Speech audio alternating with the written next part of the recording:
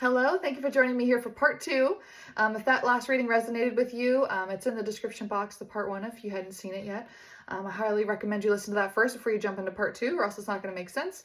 So we ended off with the last reading, the last card. I said, anything we want to wrap up this message with? And we had 7 of challenges, 7 of swords. And I'm like, okay, we can't end on that. That's like lying, deceit, deception. What? That didn't come through at all in the last reading, so I had to kind of dive into that. And then the clarifying for that was 10 of visions, 10 of cups. And I'm like, this did come out in the last reading. I was like, how is the 10 of cups? I'm like, what are you lying to yourself about? What's going on? The 9 of spells came out. This is conflict energy, but like, look, this is like something that she's like casting around herself. And I was like, what is this in regards to? Can I dig deeper? And it said 8 of boons, 8 of pentacles. This is work related, which makes sense with all the 3 of pentacles that we had out in the last reading. So the message for the prior reading was to meditate, to find these answers in meditation. Now, you will do that. I will do that, whatever this message is, because that's been coming out in several readings. And so I'm like, okay, is this personal at this point? It might be. But I wanted to do a part 2 because I wanted to maybe dig a little bit deeper and ask Spirit very kindly, very nicely. The Spirit guides the higher self. If you don't ask, you won't receive, right? So I'm asking, please, the message that I will receive, or that this listener will receive in meditation, I would like a little inner side scoop to it so I can understand what we're working with here. And we have the 8 of boons. So tell me what this work-related thing is that's perhaps we're deceiving ourselves on. It could be in perhaps to a romantic connection, because we did have that Keeper of Boons. But let's just see what came out here. The Enchanter's Wheel, the Wheel of Fortune. I'm going to go ahead and read in the book what the specific message is for this Wheel of Fortune, because the Wheel of Fortune's been coming out a lot in other readings as well. 2 of Challenges, 2 of Swords. Somebody looking in the mirror here. There's a truth you have to accept about yourself or this other person you're contending with, that there's like a truth that there has to be faced in the mirror here. And the Huntsman. Okay, let's see what these are.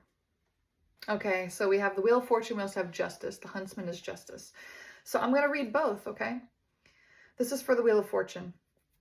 At the center of the forest, suspended between oak and holly, is a magical wheel woven by the enchanter himself. Suspended upon it are tokens of life and death, healing and poison, mystery and wisdom, time and timelessness. Every part of this spell weaving contributes to its power, just as all the experiences of our lives make up the whole. To set the wheel's enchantment in motion, speak these words. Yarrow, skullcap, foxglove, agrimony, vervain. The spell is sealed by magpie magic, 1 for sorrow, 2 for joy, egg, bone, claw, skull, and feather. Was the wheel made to confound, confront, confuse? Who knows? Wizards don't explain themselves. The Enchanter's Wheel is the great unknown, the things we can't control or comprehend. They are what they are. Life must be engaged in all its complexity if any meaning is to be found in the journey. Very few boons come without their attending challenges and vice versa. Sometimes there is only one magpie, but another will come in the proper time, changing your sorrow to joy. The inevitability of change. The inevitability of change. Greater mysteries, fate and fortune, good luck and bad luck. The center star is formed of plants that have healing, magical, and poisonous properties. 7 magpies are present. Yeah, so this is just talking about the skull cap, the agrimony, foxglove, feather skull, all that stuff. And this is the imagery on it. So that's like what all those little pieces are in this wheel. So what this is saying... Oh, we got the Justice card too. Maybe we need to go ahead and read that real quick. Maybe this will tie it all together. A mighty huntsman stands with his bow and arrow at the ready, his hunting horn at his belt. Close beside him are a doe and her fawn, closer than deer would normally approach a man. But the huntsman is not a mortal man. He is the embodiment of nature's justice. He defends the well-being of the forest and its creatures by protecting the vulnerable. The huntsman appears when something has upset the natural order of things. He can be called upon for help in a righteous and just cause, and he will tolerate neither deception nor deceit. 7 of Challenges here. What are your motives? Is your word to be trusted? He is assessing you, not condemning you yet. The law protects the innocent. Those who invoke the law must come from a place of righteousness and truth. Encountering the huntsman signifies that the balance of justice is in play, and you must be careful to obey the laws of nature and of humanity. Listen to your conscience as embodied by the huntsman and do the right thing. Justice, integrity, and fair dealings, legal and ethical matters, truth and honor, giving and receiving respect.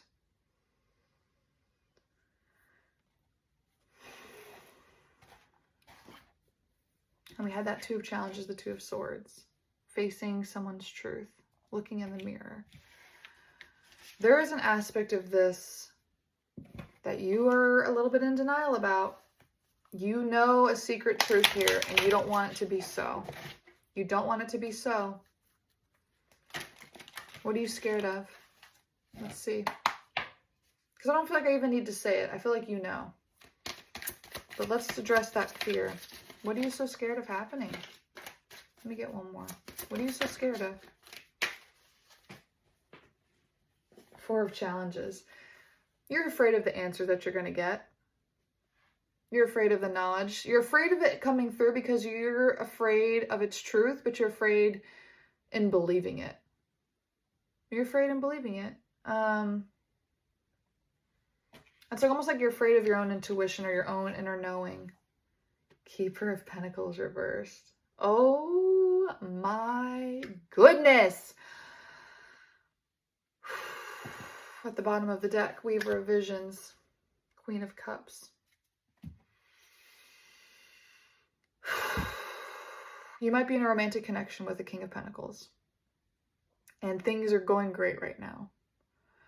But there's a little whisper in your soul, a little whisper in your heart that something's not quite right about it. And you don't know what it is because on the surface, everything is fine.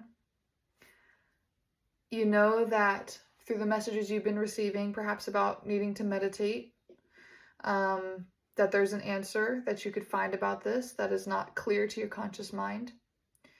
And you're avoiding it because you're afraid of what it is, and you're afraid of the answer, and you're afraid of, I really don't think you know, but it's like, I think whatever it is, you're going to be like, well, that's not it. Like, you're just going to justify to yourself, like, no, that's just my mind. That's just, because we did have Queen of Swords come out earlier. Like, that's just a fragment of the mind. That's just a figment of my imagination. That's not the truth. And you're going to want to push it away. And so you're like, I'm not even going to bother doing it because I don't want to put myself through all that. And blah, blah, blah, blah. But this could not be clearer. And it's almost like the Huntsman with the Justice card. It's like, if you don't do the work, because we had do the work come out in the last thing too. If you don't do that, the hand's going to be forced for you regardless. So you can either have a heads up. Oof. You can either have a heads up and get a little scoop on what to do and how to handle it from your spirit guide, or you can come in blind with it and be blindsided a little bit because you didn't want to face the truth of whatever this is that you're denying. And justice is going to come in and do it anyway. So, wow.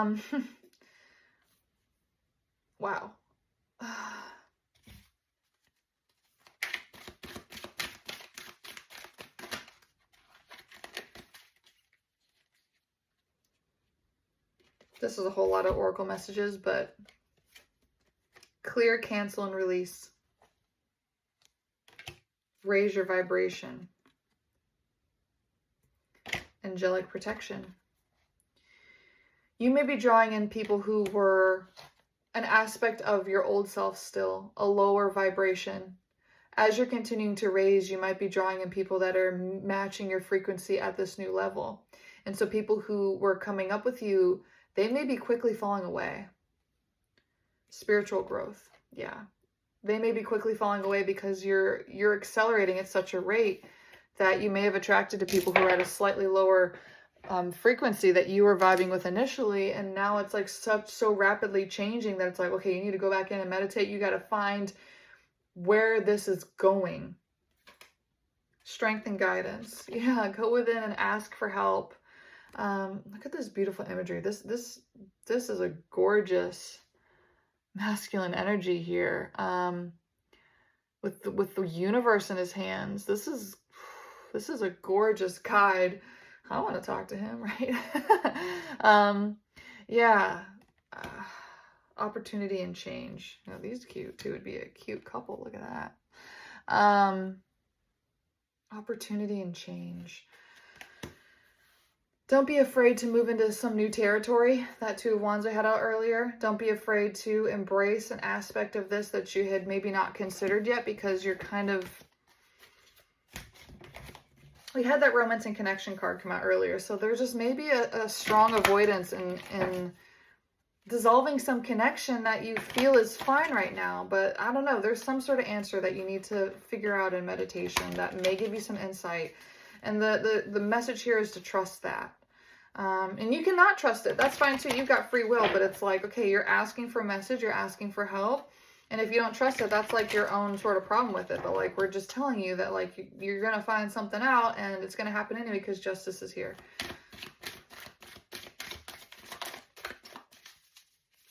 Any final message from the Oracle before we get a final message from the Tarot? Earth and ground again.